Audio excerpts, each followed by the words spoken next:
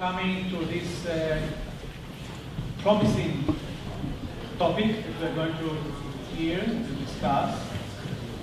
Before I will introduce the speaker, I want to tell you about a very interesting summer course that we are having. It's a course done by the government and politics and also by Israel Studies, and I really recommend you to look at it. You will find the details on our site, on our Israel website, Israel Studies website. It's a course given by Professor Eddie Kaufman and Manuela Sassian on conflict resolution and the Israeli-Palestinian conflict. The interesting thing about that course is that it's given by two people, one an Israeli Jew, and the other one is a Palestinian from the West Bank. Now, this Palestinian is not just an ordinary Palestinian. For the last 3 years, he has been the ambassador of the Palestinian Authority to London. So it's the first case in the history of the world, I think, that you have two people in prominent positions on both sides of the conflict having a course together. I think it's fascinating. Had I been in your place, I would have gone there every year to listen to them. Have a look at the site, and if you enroll the course, I'm sure that you will enjoy it. Our speaker today is Gershom Gorenberg, who is an American-born Israeli historian, journalist, and a blogger, specializing in the Middle East politics and the interaction of religion and politics. He was born in St. Louis and grew up in California, graduated from the University of California at Santa Cruz, and earned his MA in education from the Hebrew University in Jerusalem, where he lived since the late 1970s. For many years, Gorenberg served as the associate editor of the Israeli journal Jerusalem Report, and he's a senior correspondent for the American Prospect. He has contributed features and commentary on politics, religion, and aspects of Israeli-American relations to major American newspapers, including the New York Times, Los Angeles Times, the Washington Post, and others. Also a published author, Gorenberg is well known for his 2006 book, The Accidental Empire, Israel and the Birth of the Settlements, 1967-1977. A study on the origin of the Israeli settlement in the occupied territories. In the year 2000, he published The End of Days, Fundamentalism and the Struggle for the Temple Mount. And his latest book has been published a year ago, The Unmaking of Israel, in which he decries the settlers' movement and how government support for the Haredi, the ultra-Orthodox, is undermining Israeli democracy. So I'm looking forward for about 45-50 minutes lecture, and then we'll have questions and answers. Please, yes.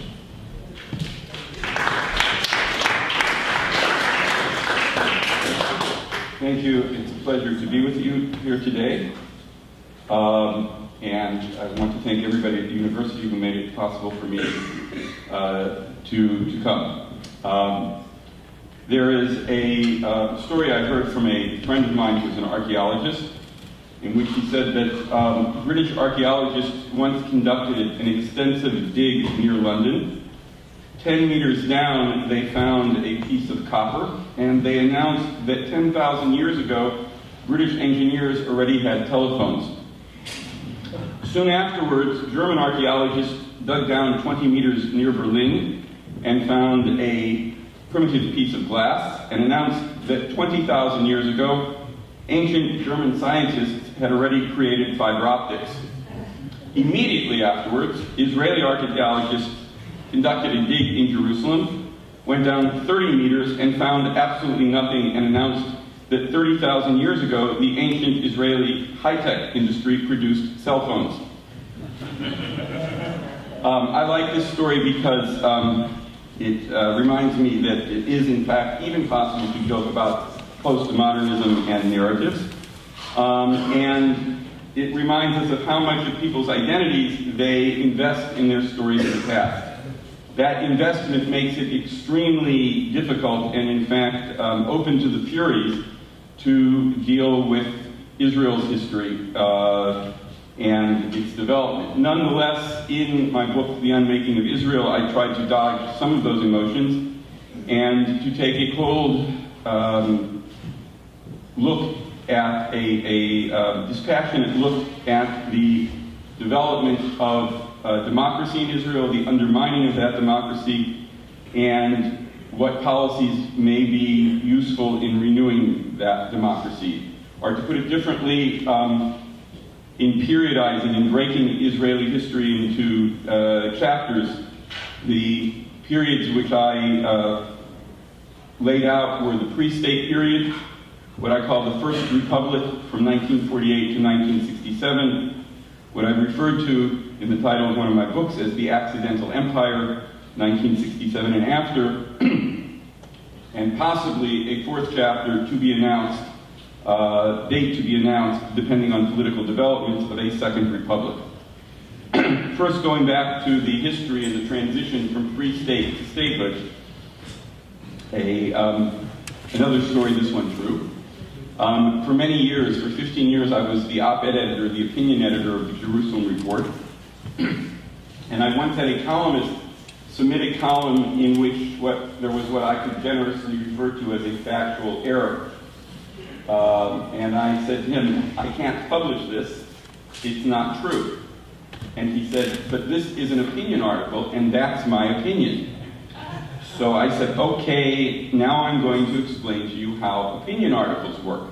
The facts are the facts, but you can interpret them as you please. In other words, I said, you can say that it was wonderful that the state of Israel was established on May 14, 1948, or you can say it was terrible that the state of Israel was established on May 14, 1948, but in my magazine you cannot write the state of Israel was established in 1953. And then I got off the phone and realized that that was a terrible example. Perhaps because I've spent certain periods of my life studying Talmud, but I realized that I could give good arguments for other dates for the establishment of the state of Israel. In fact, that might be a good final exam question in a course on Israeli history is argue for a different date that the state of Israel was actually created. And I will discuss now some of those dates. Now, first of all, it's true that formally the state of Israel was in fact declared. The establishment of the state was declared on the afternoon of May 14, 1948, hours before the last British troops and officials left Palestine. That this declaration realized the basic goal of political Zionism as seen from within. That is to say, political Zionism defined the Jews as a nation, as an ethnic group, seeking self-determination, political independence in part of their homeland, a country where Jews would be, as a national group, would be the majority, shape the culture, determine the character of the public square. And the declaration of Israel as a state achieved that goal not as a mythic event, not as part of the end of days, not as the arrival of the Messiah, but as a pragmatic, this worldly political achievement. I would also note that this was a victory for a revolutionary movement, and if there is one thing that is more difficult for revolutionaries than defeat, it is victory. Because at the moment of victory, the revolutionary has to become, as it were, an institutionary. The rebel must become an official. The law now belongs to the people who only a moment ago were rejecting the law as being imposed by an outside, illegitimate regime. And for a national liberation movement, there's one more element of this transition, which is that it goes from being responsible only for the national group which it represents to being responsible for the governing of a state that may, and in Israel's case did, include people of another nationality. These are very difficult transitions to make. But I could reasonably argue that the state was actually born, actually became a state in the real sense, in late June of 1948 in what is known in Israeli history as the Alta Lena affair. And I'll explain that perhaps very briefly. The Irgun or Etzel underground, the far-right underground that had broken off from the mainstream Jewish Haganah militia before statehood, in late June of 1948, tried to bring a ship full of arms from France to the shores of Israel, a ship called the Altalena. Now, just days before this happened, the leader of the Irgun, Menachem Begin, had signed an agreement with the new government to dissolve the Irgun as a separate fighting organization, to integrate its fighters into the new Israeli army, the Israel Defense Forces, as battalions, and to cease separate acquisition of arms. Nonetheless, shortly after signing this agreement, the Irgun was bringing this ship full of independently acquired arms to Israel. Now, the Irgun's original goal in acquiring the ship and attempting to bring the arms was to get this ship to the shores of Palestine on May 14th or 15th, 1948, as the British were leaving, loaded not only with weaponry but with trained fighters, to conquer all of mandatory Palestine and thereby render moot the United Nations partition plan. And some people within the Irgun hoped to set up their own government in place of the treasonous government of Ben Gurion that had agreed to this terrible thing of partitioning the land of Israel. But things sort of happened on Middle East time. There were delays. The Irgun did not actually get the ship going until June, and here it was late June, and the ship was arriving. And Begin went back to the government and demanded that the Irgun be allowed to unload the Altalena and to send the arms to its units within the army, are the units of the Irgun that were still functioning independently in Jerusalem. Herein lies, parenthetically, another irony of the story. Jerusalem was not included in the Jewish state under the United Nations partition plan of 1947, the very partition plan that the Irgun rejected. However, because Jerusalem was not officially part of the state of Israel, the Irgun units in Jerusalem were still functioning independently and said that they did not have to join the Israeli army because, after all, this wasn't part of the territory of the Jewish state. So the Irgun wanted to take these arms. They wanted to take 80% of the treasure of guns, bullets, bazookas, machine guns, etc. on the ship and send them to their own battalions within the army and send the other 20% to their units in Jerusalem. The cabinet, led by founding Prime Minister David Ben-Gurion, rejected this request. Ben-Gurion said in the cabinet, according to the cabinet meetings, the moment that the army and the state surrender to another armed force, we have nothing left. Nonetheless, the Irgun, or as it's often known in Hebrew by its Hebrew acronym, the Etzel, sought to unload the weaponry itself and ordered its members to leave their IDF units and come to the shore at a spot south of Tel Aviv, the small rural settlement of Kfar to help do so. The cabinet under Ben-Gurion ordered the army to prevent this. There was a brief battle on the shore at Kfar and then Begin took the ship south to Tel Aviv, and the next day there was a battle on the shoreline in Tel Aviv between the Irgun and the forces of the Palmach, the unit of the early Israeli army, under a 26-year-old colonel by the name of Yitzhak Rabin. If you ever go to Israel and stay in one of the 5-star hotels along the Tel Aviv beachfront, look down at the beach because that's where the battle of the Altalena took place. And at the end of the day, when the crew of the Altalena refused to surrender, Ben-Gurion ordered the artillery corps to fire at the ship. A shell hit the ship, the crew abandoned the ship. There was a short mopping up operation on shore, and with that, the Irgun as a separate military force came to an end. The crushing of this brief revolt established, to use the terms of Max Weber, political sociologist Max Weber in his classic essay, Politics as a Vocation, the end of the revolt established that the state would have the monopoly on the legitimate use of force. That's Weber's basic definition of what a state is. The state is the entity which has the monopoly on the legitimate use of force. That is to say, the state can have an army, other groups cannot. And in a democratic state, that army is controlled by an elected civilian government.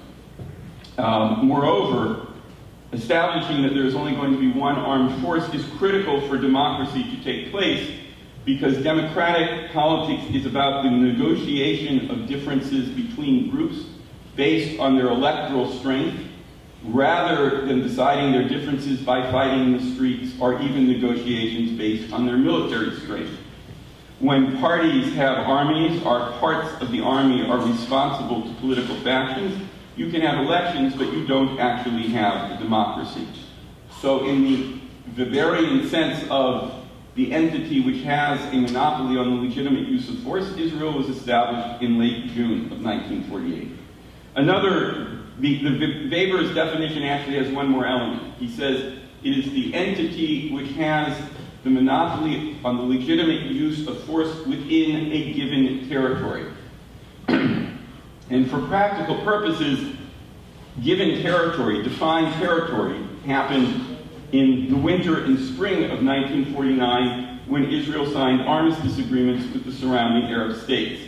For international purposes, the armistice lines were de facto borders, but for internal Israeli purposes, those were the de jure borders of Israel. Israeli law extended up to those lines, and everybody who lived within those lines was given citizenship in the new state. So for the legal purposes of the state of Israel, the armistice lines were the border. As a democracy, in a formal sense, Israel was born on January 25th, 1949, when the first elections were held for what became the parliament, the Knesset. The first motion of no confidence in the first government, by the way, was filed just over 2 months after that by Menachem Begin, now head of the far-right Beirut party in the Knesset. And Begin asked the Knesset to vote Ben-Gurion's new government out of power because Ben-Gurion had decided, and his government had decided at the end of the 48-49 war, not to conquer the West Bank, but rather to reach an armistice agreement with Transjordan that left the West Bank under Jordanian, or Transjordanian at that point, control. Answering this motion of no confidence from the Knesset podium, Ben-Gurion said, here I'm quoting from the Knesset record, Knesset minutes, he said, "Let's say we can conquer all the western land of Israel militarily, which I am sure we could. Then what? We will make one state. But that state will want to be democratic. There will be general elections, and we, meaning the Jews, will be in the minority. When the question arose of having the entire land without a Jewish state, or a Jewish state without the entire land, we chose a Jewish state without the entire land." It's Ben-Gurion in the Knesset, April of 1949. It is also evidence that everything which looks like a contemporary issue in Israel goes back to Genesis, and it's part of the reason why it's very difficult to write political commentary in Israel, because everything important has already been said more succinctly by somebody more articulate than yourself. And finally, I could date the actual birth of Israeli democracy, this is the embarrassing date, to 1953, the date that I told my columnist he could not possibly use. More specifically, to October of 1953. That is when the Israeli Supreme Court issued its ruling in what is known as the Kol Ha'am case. Kol Ha'am was a newspaper, a Communist Party newspaper. The name literally means the voice of the people, but in context perhaps should better be translated as the voice of the masses. The most debated foreign policy issue in the early state of Israel was whether Israel should align itself with the West or the East, whether it should support North Korea or South Korea, at least from afar in the Korean War. Ben-Gurion had decided to tilt to the West. The communists obviously did not approve of this decision. Kol Ha'am and its sister paper in Arabic, Al-Ittihad, ran fierce editorials against Ben-Gurion's government on one specific development.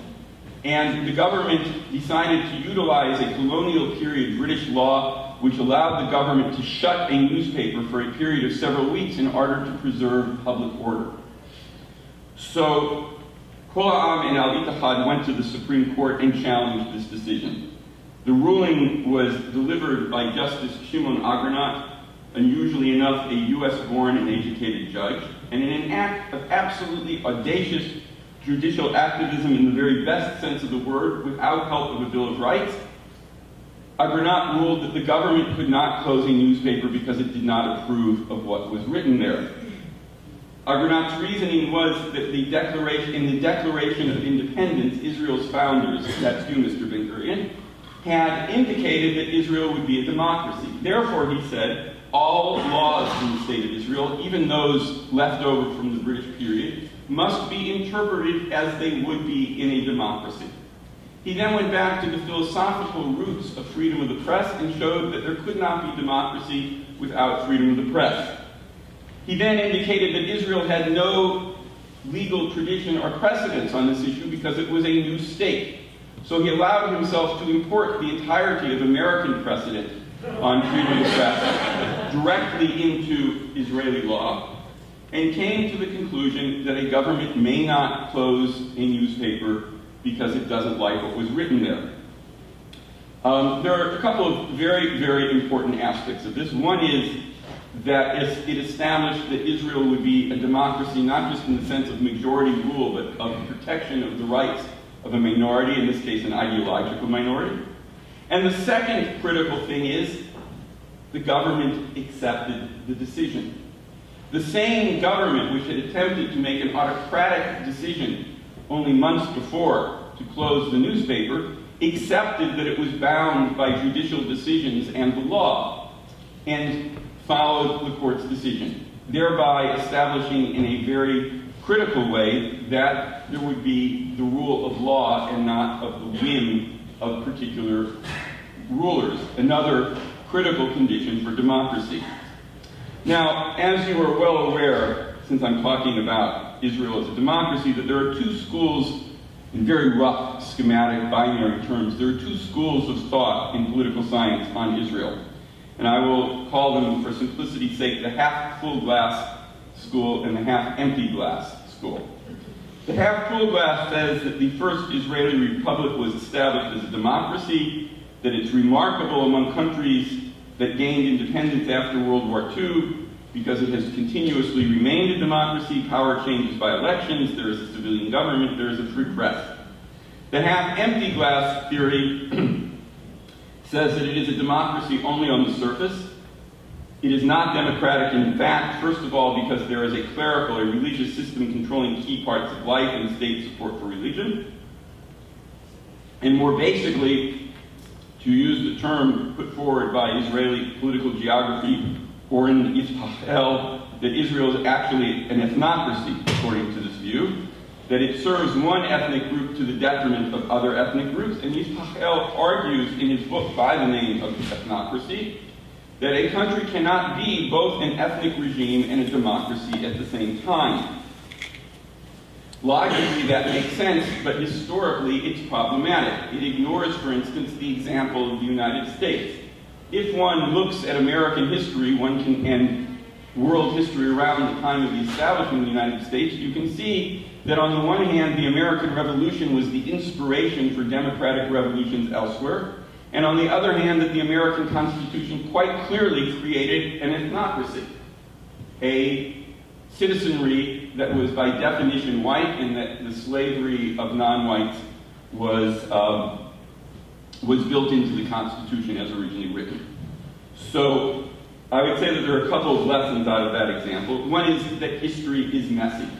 It does not necessarily fit the reified concepts of political science discussion. That countries are better known not as fitting a particular category, but they are best known, like people, by their contradictions. And furthermore, I would say in a Tolstoyan spirit, that the problem with setting such sharp categories is that every unhappy country is unhappy in its own way. The question about these contradictions, for instance, the contradiction between ethnocracy and democracy, or between theocracy and democracy, is not which thing is the country or the state, but which direction, or a more appropriate question is, which direction are you moving in? And to compress a lot of history, I would say that during the period between 1948 and 1967, what I referred to as the First Republic, there was a slow, unsteady, uneven movement in the direction of the creation of a democratic republic. The turning point, in many ways, was the unexpected war and victory in June 1967. The war of June 1967 was unplanned, and its conquests were unexpected. Iconoclastic historian Avi Shlaim writes in his book, The Iron Wall, that of all the Israeli-Arab wars, 1967 is most clearly the one that neither side actually wanted. The history of how war broke out, in any case, is a long story, but the underlying problem for Israel afterwards was that even though, to quote von Clausewitz, war is supposed to be policy by other means, Israel conquered the Sinai Peninsula, the Gaza Strip, the West Bank, and the Golan Heights without a policy, and the policy had to be designed after the fact. The immediate political debate after the war, and every day since then, has, in a sense, been for the sake of what policy were these territories conquered. Now, there were warnings from the very beginning of the risks of Israel holding on to the occupied territories, and particularly of the West Bank. The first cabinet discussion of what should be done with those territories, and particularly with the West Bank, was held on June 19, 1967, a week after the war.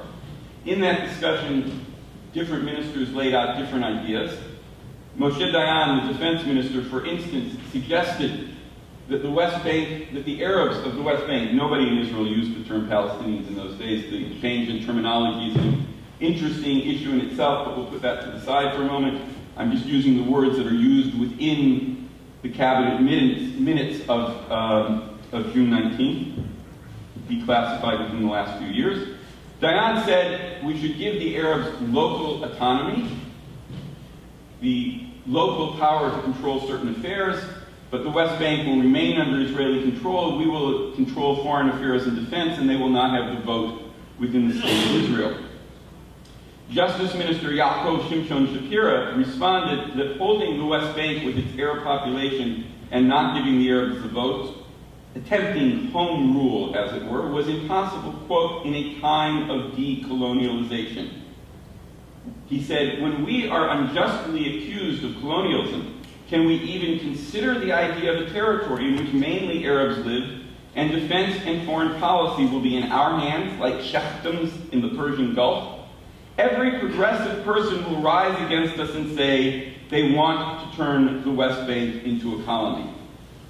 And he argued that, on the other hand, that if Israel kept the West Bank and gave the Arab population the vote, that would be, quote, the end of the Zionist enterprise, because then you would have a binational state rather than a Jewish state. In effect, Shapiro was repeating Ben-Gurion's argument from 1949, but now under the new circumstances that Israel had actual military control of that territory, whereas Ben-Gurion was explaining why it had not taken military control of that area. Nonetheless, for a variety of reasons, there was a political paralysis in the post-war government and there was no encompassing strategic decision on what the future of the West Bank would be. In fact, when Prime Minister Levi Eshkol met with President Lyndon Johnson the following January in Texas, he told Johnson, my government has decided not to decide. The consequences of this non-decision were the gradual erosion of the Israeli Republic. For instance, a critical change, at least on the symbolic level, in October of 1967, more specifically October 30th of 1967, Labor Minister Yigal Allon, according to a document which I found in his personal archives, ordered the head of the survey department within his ministry, which then had a near monopoly on the production of maps in Israel, to cease printing the pre-war boundaries, what we call the Green Line, the line between Israel and the West Bank, or Israel and Gaza, or Israel and the Golan Heights, or Israel and the Sinai, to cease printing that line on Israeli maps. Only the ceasefire lines after the '67 war would be shown. Now, technically, legally, to this day, except for very specific exceptions, the green line continues to define the line up to which Israeli law appears, the line up to which Israel claims sovereignty. And yet that line disappeared from the map. If you were a bored fifth grade pupil looking up at the bulletin board while the teacher's voice droned in the background, maybe you were better fifth grade students than me and this never happened to you. But if by chance you were such a child in an Israeli classroom, the map of your country that you saw on the board did not actually show the border of your country. So that in a study published several years ago by two Hebrew University geographers, they interviewed a sample of Hebrew University and Bar Ilan University students, and they found that at Hebrew University, under 40% of the students could draw the green line more or less on the map, and at Bar Ilan University it was under 30%. The students at Israel's universities, the intellectual elite of the next generation, literally in the majority did not know what the borders of their own country were. The border became something akin to sex in Victorian society, something terribly critical for every aspect of adult life, but we don't talk about it, and certainly not in front of the children. However, the symbolic change perhaps was less important than the physical change which took place with the beginning of settlement in the occupied territories, a policy which at the beginning was pursued in a haphazard fashion. Politics does not suffer a vacuum. There was no policy on the future of the occupied territories.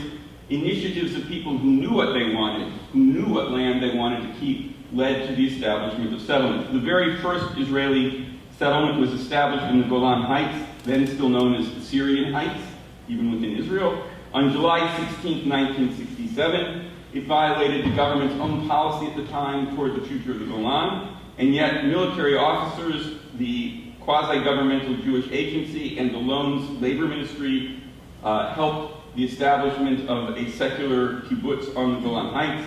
A loan fraudulently funneled money from the labor ministry to the new settlement to help support it, according to his own testimony in a oral history interview, which again remained classified for many years after his death.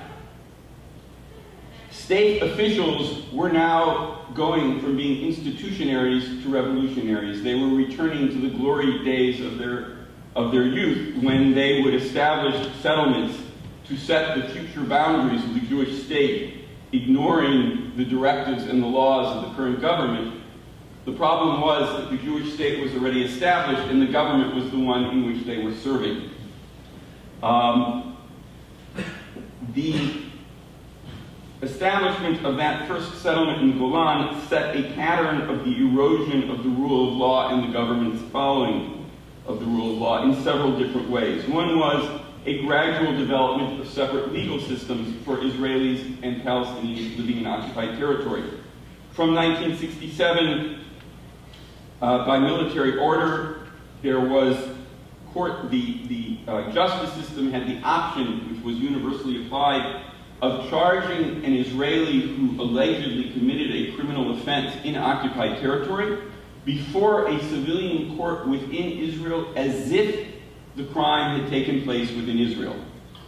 This would not be applied to a member of the occupied population. As if is the important term there. Over and over again, legal moves were made that treated Israelis living over the Green Line in occupied territory as if they lived inside of Israel. From 1969, Israelis living over the Green Line were allowed to vote in their own communities in Israeli elections. I should note that Israel has no absentee ballot. If you are not physically present within the country on the day of elections, you cannot vote. And yet, In the first two settlements that existed in the first election after 1967, the 1969 election, voting places were set up in those settlements so that the settlers were allowed to vote. And in many cases, there were not only two separate legal systems, but no law whatsoever. A classic example of this is the 1981 CARP report. Attorney General Yitzhak Zamir appointed a team headed by his deputy, Yehudi Karp, to monitor investigations of offenses by Israelis against Palestinians in the West Bank.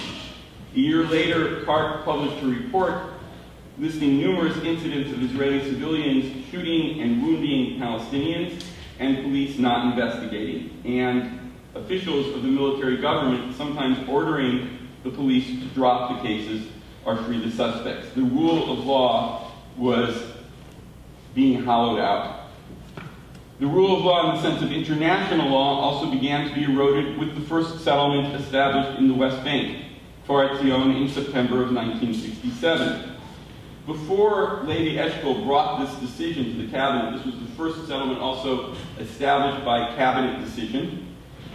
His office turned to the legal advisor of the foreign ministry, the top expert within the Israeli government structure on international law, and asked whether it was permissible under international law to settle Israeli civilians in occupied territory.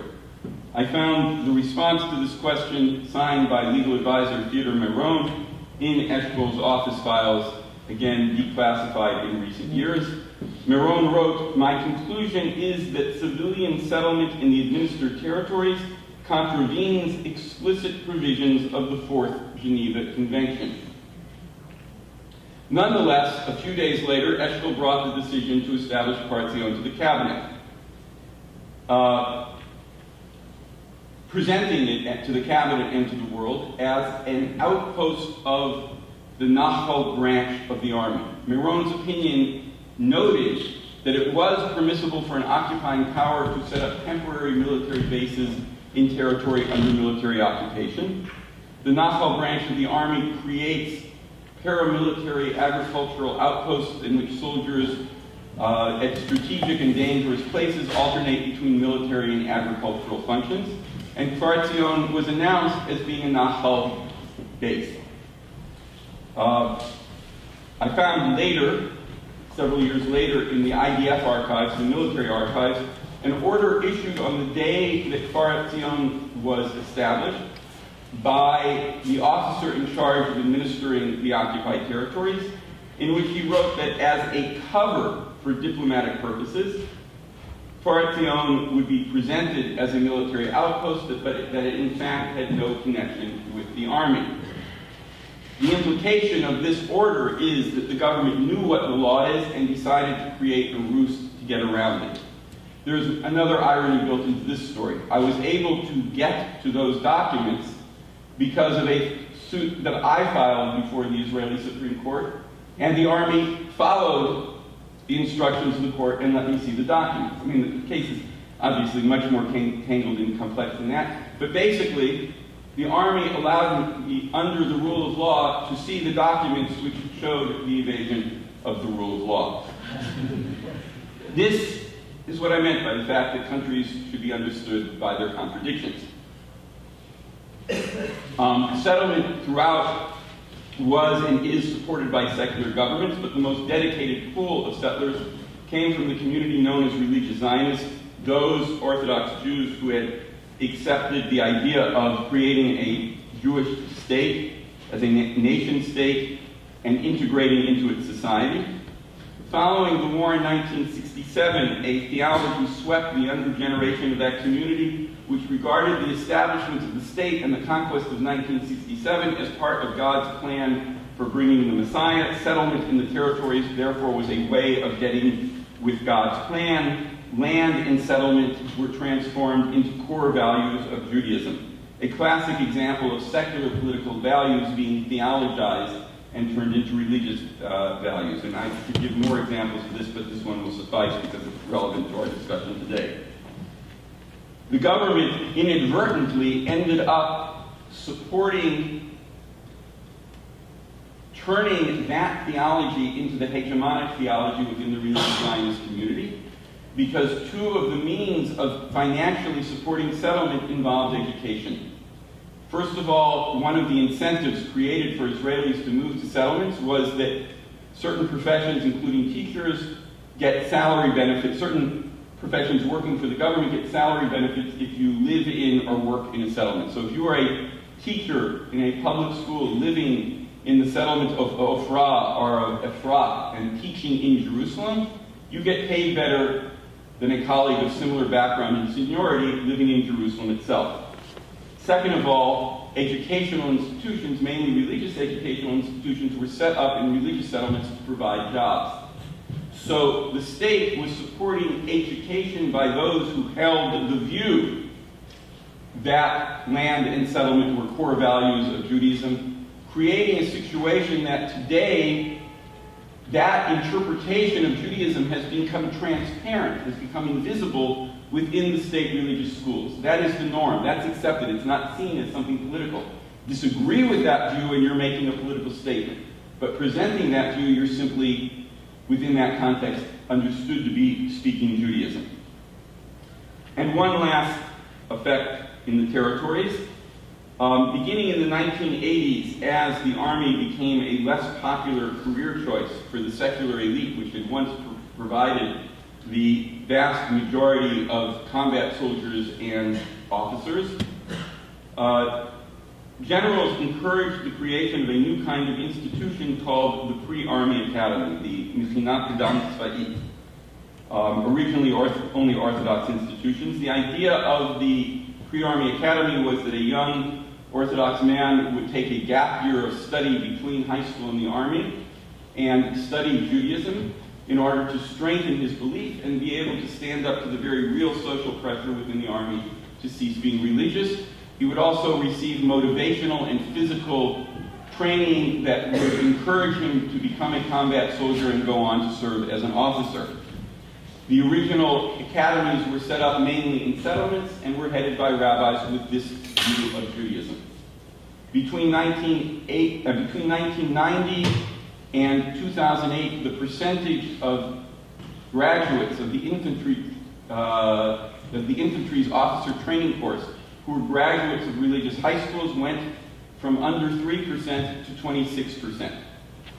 That is to say, increased tenfold. Now, not everybody who became an officer and graduated from a religious high school was necessarily right-wing or came out of the academies, but a very sizable proportion were.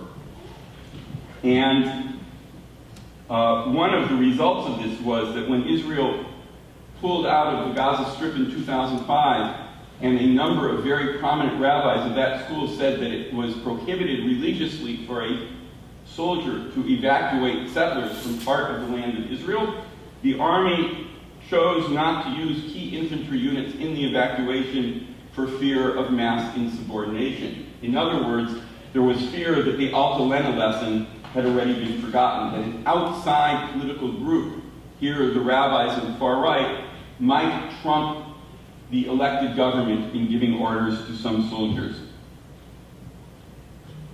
And finally, there has been a growing leakage of these effects inside the Green Line, inside the 367 boundary. In the previous Knesset, there were a number of bills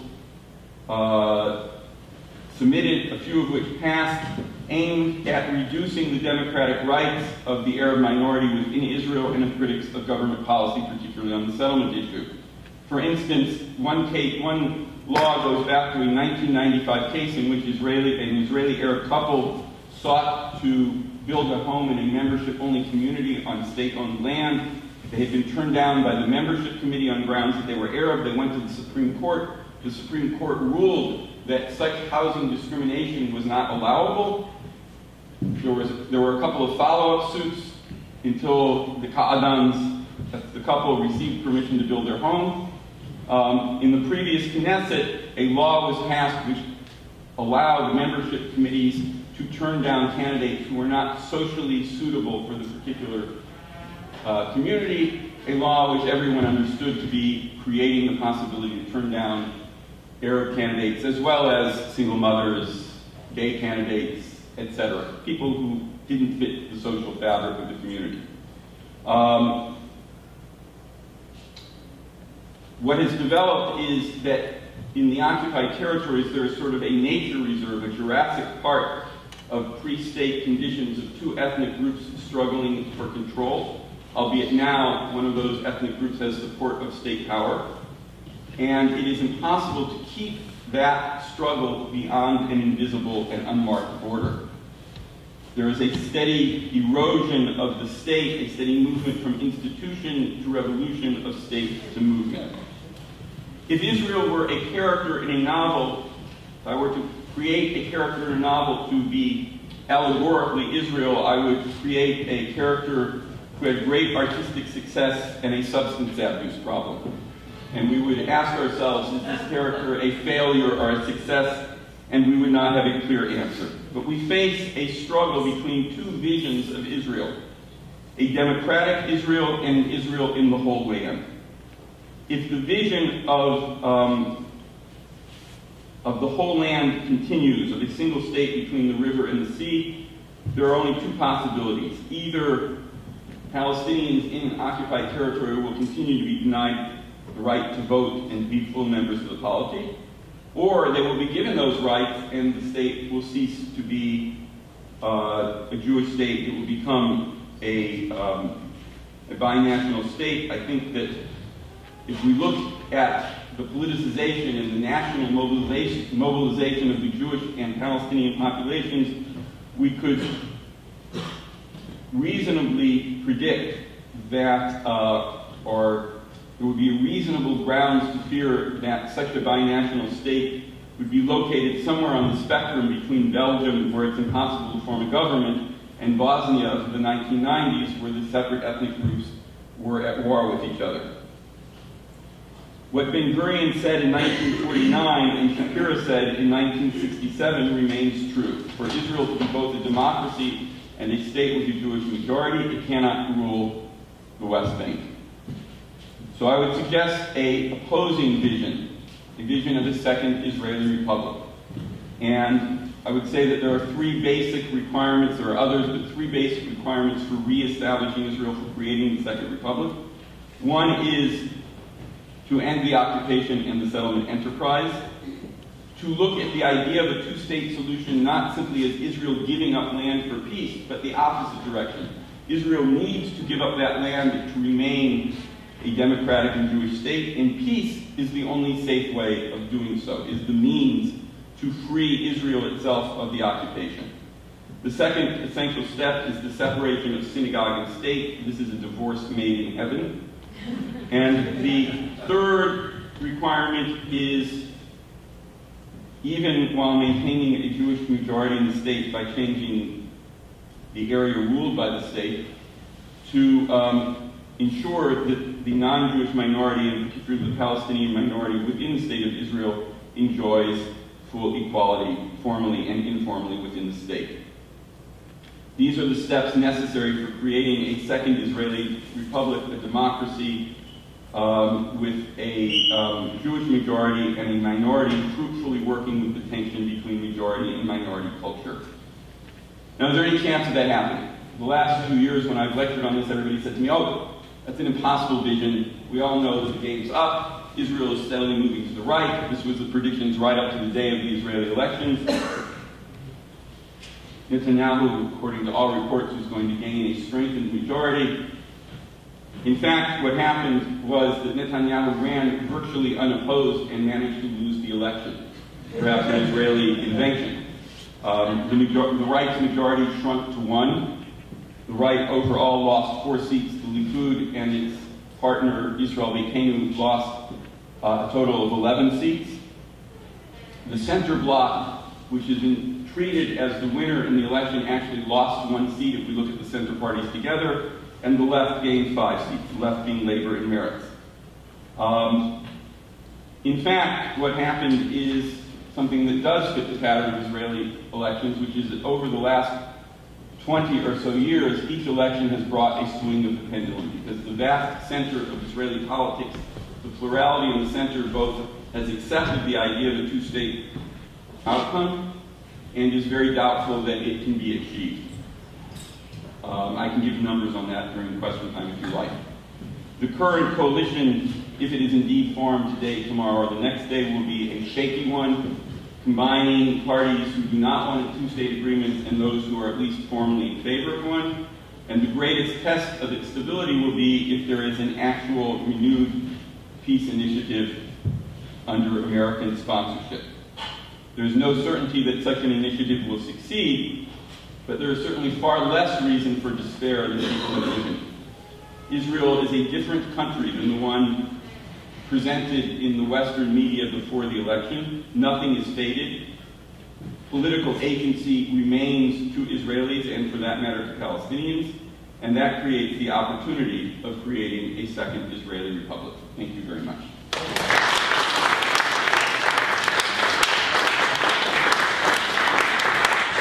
Thank you very much, Gershom. Now it's your turn. Questions? I just want to, as a former journalism professor, make one comment about the question period, which is that a question is a short sentence seeking information. This is not because I want to prevent debate. I'm sure that this campus has many, many opportunities for extended debate on all of these questions, and I encourage it. It's simply that I imagine that there are people who want to ask questions, and if people start making statements, that will become impossible. So I ask you to stick to questions.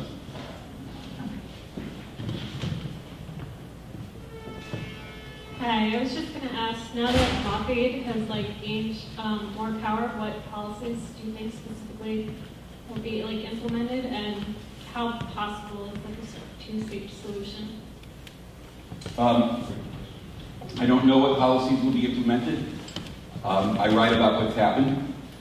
In other words, I would divide what I write about into what's happened and what I think should happen, but I try to avoid writing about what will happen.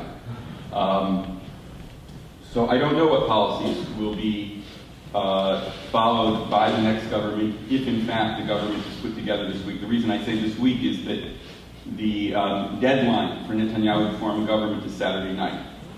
His mandate to form a government will end on Saturday night, so there's a lot of pressure to reach an agreement now. For all I know, while I've been talking here, they've reached an agreement. When I started the lecture, there was as yet not a government.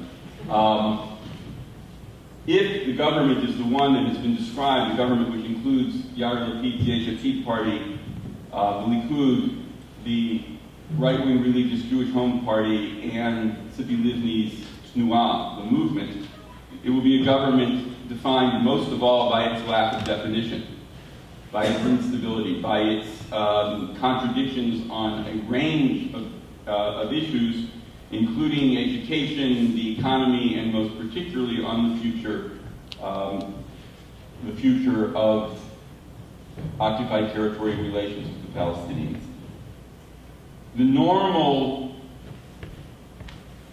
inclination of such a government is to do its best to avoid making decisions, and in the lack of decisions, settlements will continue to grow, tensions with the Palestinians will continue to grow, and the possibility of turning back the clock, the possibility will remain that the cost will increase. However, there is no reason to assume that the government will be successful in avoiding decisions. As I said, if, for instance, there is pressure from the outside, either from Europe or the United States, on the issue of settlement building or negotiating, it is entirely possible that it will create divisions either between the parties of the Israeli government or within Lapid's Yesh Atid, there is a future party. All I can say is we'll sit back and watch whether those things happen. If the government is formed this week, the next act in the drama will be Obama's visit next week, which many things will be reported about, and all of the important things will probably not be reported. That being the way diplomatic contacts work. When you read the reports on what Obama and Netanyahu discuss, I suggest to you to read them in the following manner, particularly those that are not attributed to unnamed officials. Not as this is what happened, but who has an interest in wanting which public to think that this is what happened. That is the proper way to read a news report on diplomatic developments. Your first comment about the fact that you write about things that happen, not what will happen, shows me how deep is your American roots. Because most Israeli writers mainly write about what will happen in the future. I challenge that on cultural ground. First of all, if you go back to late October of last year, the proliferation of predictions in the American press was quite amazing. And second of all, my hesitation about making predictions is a product of my yeshiva background. Because the Talmud says that when the temple was destroyed, prophecy was taken from the prophets and given to fools and children. The color of my beard excludes me from one of those categories, and I prefer not to end up in the other category. Yes, hello. I wanted to follow up a bit on the parliamentary democracy quagmire. The election of 2009, then as I understand it, the Center Party won the election, surprisingly, at a close election to Likud, and could not form a government. Was only given perhaps only a week's time to form a government, and then Likud was given the chance to form a coalition. Comparing that to this most previous election, Likud has not been able to form a government beyond the regular time. Has been given extra time. Why doesn't the President of Israel give the second party, which previously in 2009 was Likud, and in this year was a new center party, a chance to form a coalition government? It seems that would be the both political fairness and perhaps just the better thing to do, as opposed to immediately going to a new election or extending the time to form a coalition for the first party. Okay, first of all, winning, sort of like what do you mean by is, what do you mean by win? The major question in an Israeli election since the 90s has not been which is the largest party, but which bloc, the right or the center and left, has a majority in the Knesset. So the Kadima centrist party in the 2009 election had the most votes of any party, but there was a right-wing majority in the Knesset. That is to say, there were a majority of Knesset members who favored having Netanyahu as prime minister. And under those circumstances, one could argue that even though Netanyahu's Likud came out with fewer votes than Livni's Kadima, the right won the election. In this election, the vote was a near deadlock. The right received a total of 61 seats. There were about 48 hours during the vote count when it appeared that it was going to be 60-60. Because the right received 61 votes and the majority of Knesset members said that Netanyahu told Paris that they wanted Netanyahu to form the government, Paris had to ask Netanyahu to form the government. The actual agency, the powers of the president in this case are incredibly limited. It's basically ceremonial role. And the president is also required to give that 2-week extension. So even though it's formally 4 weeks plus 2 weeks, essentially the law gives 6 weeks to the person named by the president to form the government.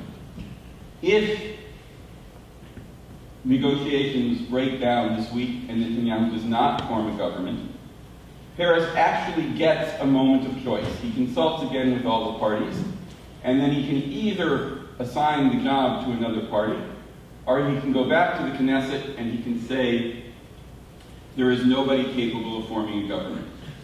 If he reaches the former decision, somebody else gets 6 weeks to try. And if he reaches the latter decision, it means automatically new elections in 90 days. Not automatically, the Knesset has to decide. You cannot go to election without a formal decision of the Knesset. The law, the Chok HaYesod, the Memshalah, the basic law of the government says that if the president reports back that there is no majority, elections are required in... The Knesset decides that there's going to be an election. Okay, you know what? We'll pull out the document afterwards and we'll look. I'm willing to discuss this. My memory is that the Knesset doesn't have a choice in the matter, but I have the the law in my computer. We'll take a look afterwards. The result of Netanyahu failing to form a government by Saturday night would be one of those two things. So at this moment, unless something has happened in the hour that we've been sitting here together, at this moment there are three possibilities. Either Netanyahu will present the government this week, somebody else will be given the chance, or new elections will be held.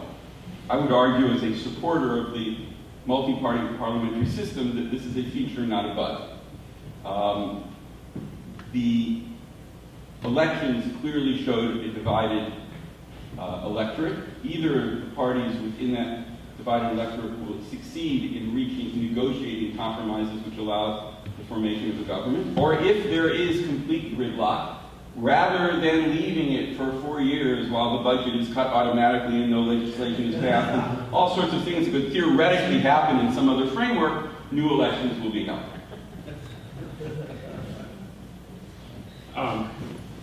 This is a question to ask for some help. I'm an advocate of a two-state solution, but I don't know how to confront the prospect of a democratically elected Hamas government in the West Bank.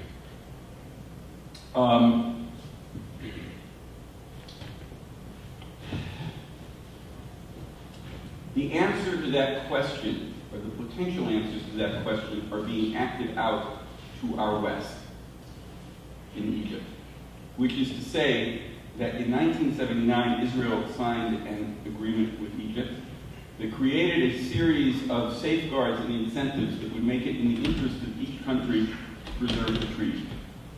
Those incentives and safeguards survived the assassination of Sadat and the intervening years. So far, at this stage of the Egyptian revolution, which we do not know whether it is the beginning, the middle, or the end of the Egyptian revolution, those safeguards and incentives have created circumstances under which, even though on an ideological level, the current regime in Egypt doesn't really believe in peace with Israel, it understands that that's where its interests lie. It is locked into that by the interests of Egypt. The goal in negotiating an agreement between Israel and the Palestinians is to create sufficient incentives, sufficient vested interests for both sides, that even if there is a change of government, and safeguards and military arrangements and economic arrangements and so forth, that even if there is a change in government, that government will find itself needing to accept the status quo. I will note on this point that the so-called prisoners document, the first and most significant outline for a reconciliation agreement between Hamas and Fatah, and still really the basis for whatever contacts go on that basis, on that question, outlines a situation in which Hamas in a unity government would allow Fatah to negotiate with Israel, and then, if an agreement is reached, a referendum would be held, and Hamas obligates itself to accept the decision of the Palestinian people and to uphold that decision.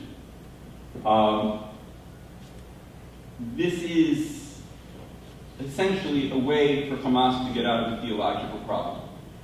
That is to say, Hamas sees itself as a mass movement, so it doesn't want to contradict what the Palestinian majority wants. But ideologically, it can't negotiate peace with Israel. So I don't know what the Arabic term is for this, but it's basically agreed in that proposal to use Fatah as a Shabbos goy, which is to say that we'll let them do the forbidden thing of negotiating with the Jewish state and reaching a two-state agreement, and once it's happened, we'll accept that reality. Now, can I promise you that that will happen? I can't promise you that any more than I can promise you that Morsi or whoever succeeds him or whoever succeeds him in the next 6 weeks will uphold the peace treaty with Egypt. But the goal of the negotiation is to create a framework where the odds of that are increased.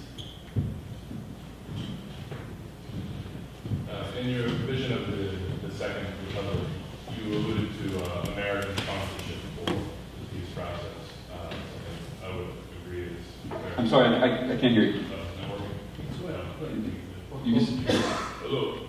It's all right. it's all right, you're just talking to In your closing vision for the Second Republic, you alluded to American sponsorship for the peace process, which I would agree is perhaps both necessary and desirable.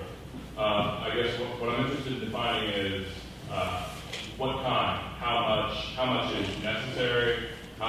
much is perhaps optimal and how much is realistic?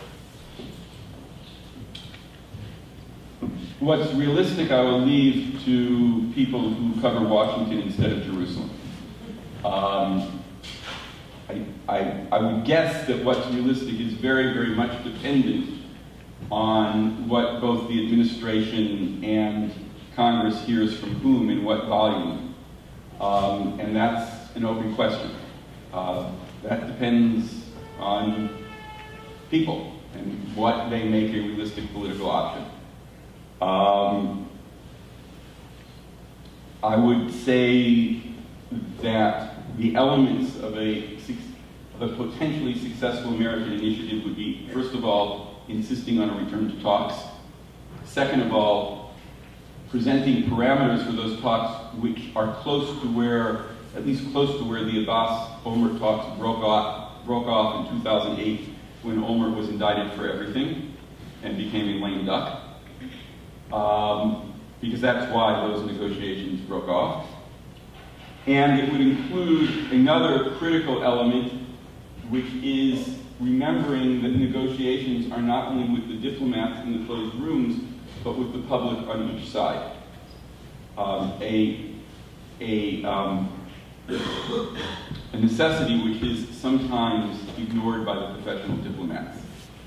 The ability and the need of a particular Israeli, or for that matter, Palestinian government to come to a compromise is, to a large degree, perhaps not totally, but to a large degree, on the wider public mood.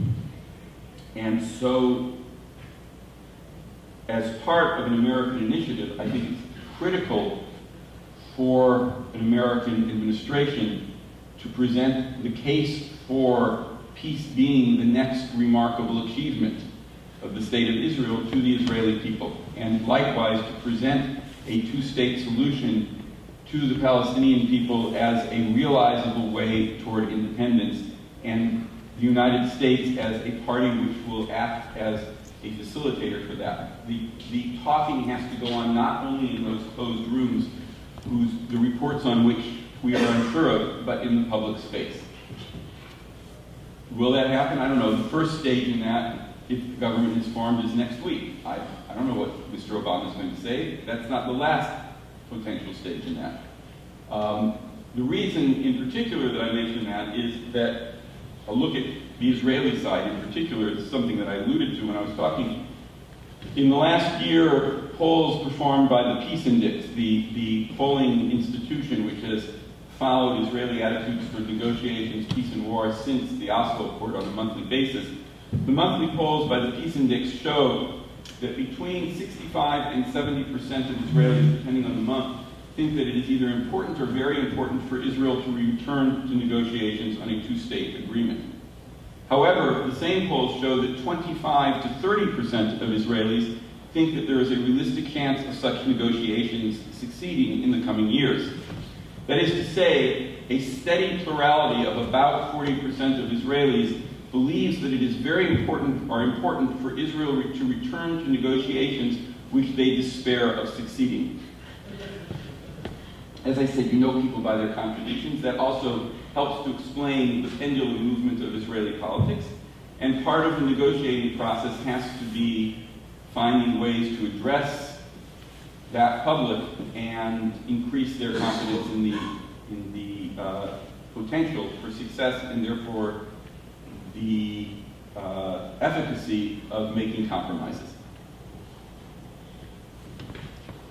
Yes, please.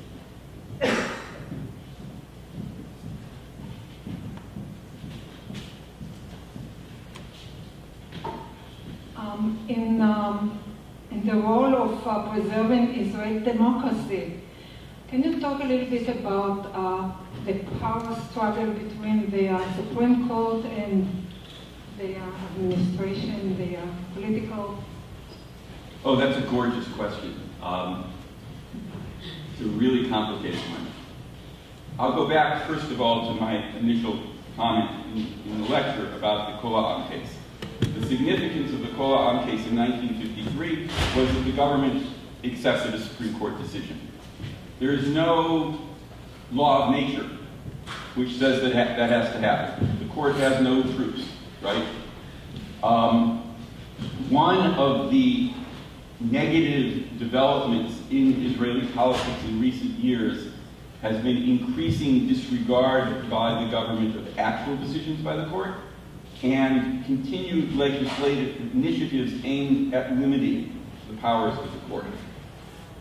On the other hand, a counter-development has been the court asserting and receiving greater powers. So for instance, from the mid-90s, the court asserted and essentially made the Marbury versus Madison move of saying we can overturn laws on the basis that they violate articles of the basic laws, essentially the constitutional elements of Israeli law that didn't exist before the 90s.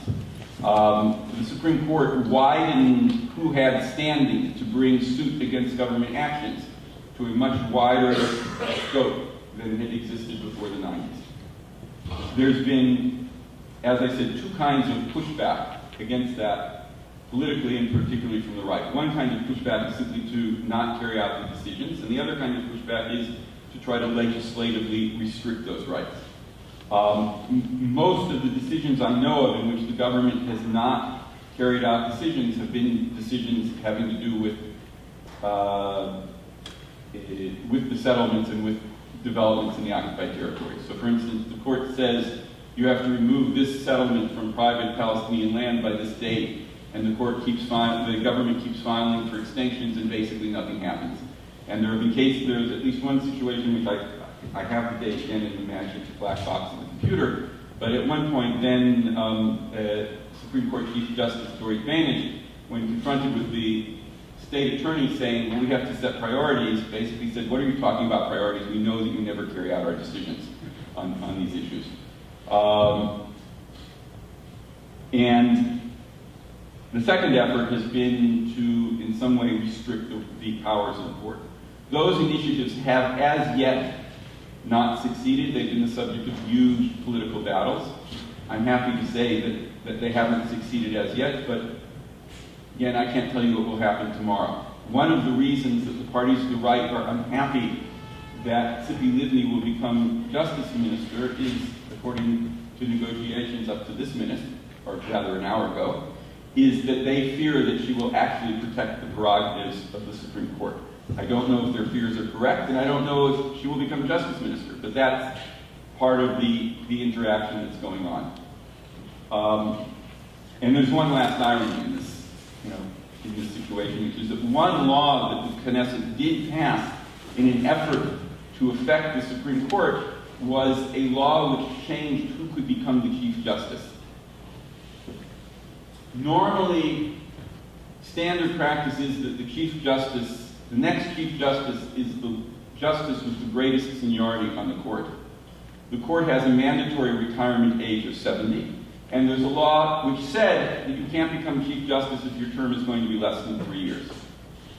But the right in the Knesset didn't want the person who would then have become Chief Justice to become Chief Justice, so they shortened the amount of time that a Chief Justice's term could be to get a different Chief Justice who they thought would be more conservative because he's a strict constructionist. His first major strict constructionist decision was that the government did in fact have to remove an illegal settlement from Palestinian property, which created a great sense of shock on the right. They felt, or many people on the right felt, what is this? We dropped our man into the seat and he betrayed us. The fact was that was a strict constructionist decision. The settlement was located on private property. Any strict constructionist interpretation of the laws of property says, get them off of it. So these struggles are complicated, and we don't know where they will end up. Time to finish, unless there's another last question. Last question. All right. Thank you for coming. I have two questions, if you would forgive me. It seems if we're going to be serious about reaching a two-state settlement, I think one issue that has to be addressed is sort of the role I see of, or some people might say, of the Israel lobby in the United States, and whether, in the sense of who is dictating to whom, is it the Israel lobby that's affecting the government in Israel, or is it the government in Israel that is giving more political power and voice to the Israel lobby in the United States? So that's I guess my first question. My second question pertains to the legal arguments pertaining to the legality of settlements in the West Bank. My understanding is the government of Israel disputes the interpretation of Article 49 of the Fourth Geneva Convention pertaining to that. I guess my question is, does it really have a valid case, or is it more just smoke and mirrors for certain groups within Israeli society to achieve a goal?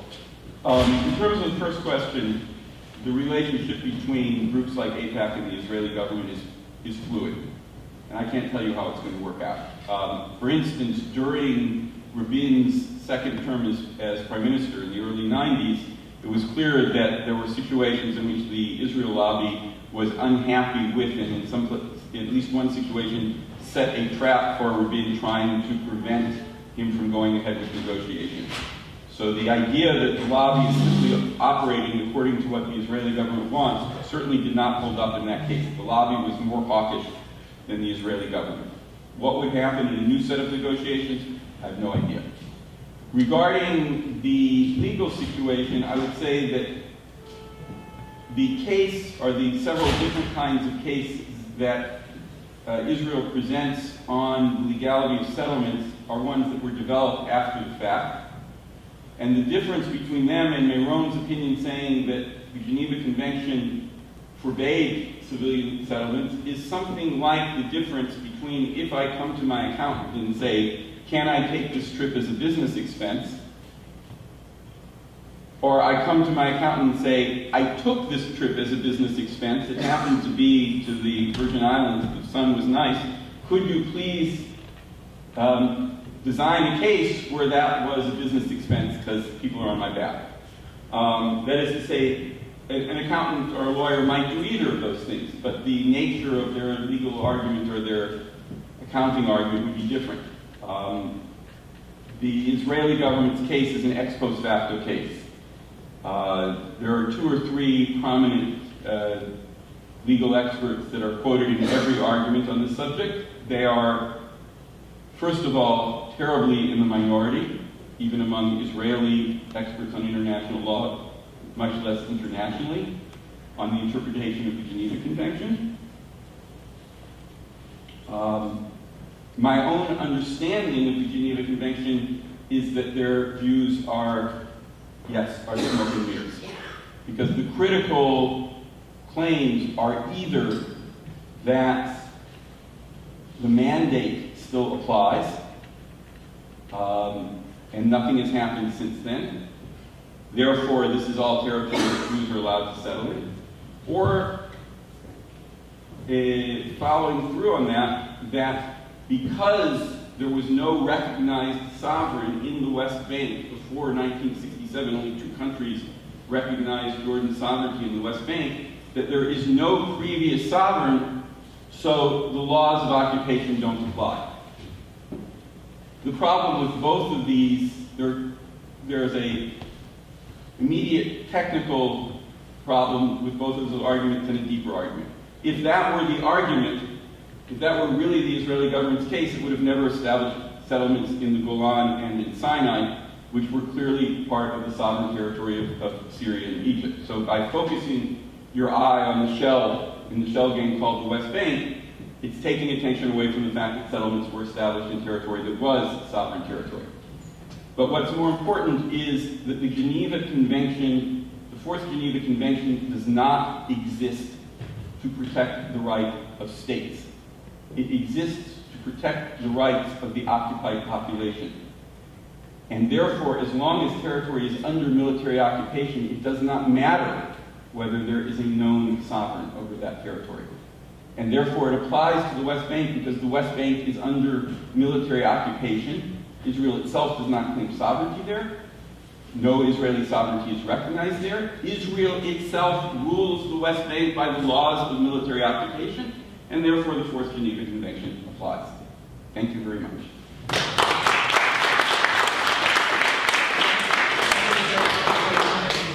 There's some food left, so enjoy it.